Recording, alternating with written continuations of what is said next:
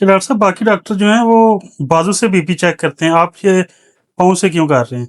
ये हम इनका एबीआई चेक कर रहे हैं, एंकल ब्रेकियल इंडेक्स जो है इसका टेस्ट इसलिए किया जाता है। सबसे आसान फार्मूला है कि एक पेशेंट को अगर दिल का कोई मसला चल रहा है तो हम ये वाला टेस्ट करते हैं। इसमें हम देखते हैं कि एंकल के ऊपर जो है वो बीपी कितना है, यानी एंकल के ऊपर जितना बीपी आएगा, ऊपर वाला प्रेशर जो भी आता है 120 आता है 180 आता है, जो भी आता है, फिर उसके बाद बाजू का हम चेक करेंगे जैसे हम नॉर्मल चेक करते हैं।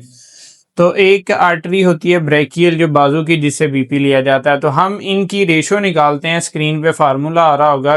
ऊपर हम एंकल की रीडिंग रखेंगे कि ऊपर यानी 120/80 है तो 120 जो है ऊपर रखेंगे। ऐसे ही बाजू का जितना होगा वो नीचे रीडिंग रखेंगे। उसकी जो रेशो निकलेगी इससे पता चलता है कि हार्ट डिजीज होने के चांसेस कितने ज़्यादा हैं।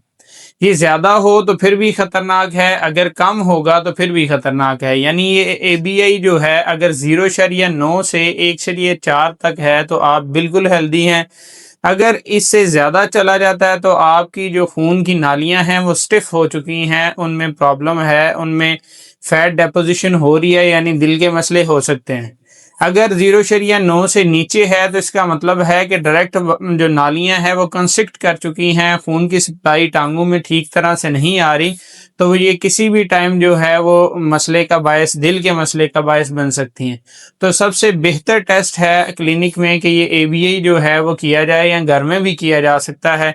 उसके बाद अगर सिम्टम्स पॉजिटिव हों या आपका ये पॉजिटिव टेस्ट आता है तो आप अपनी इकोकार्डियोग्राफी या जो स्ट्रेस टेस्ट होते हैं दिल के लिए उनको ज़रूर करवाएं।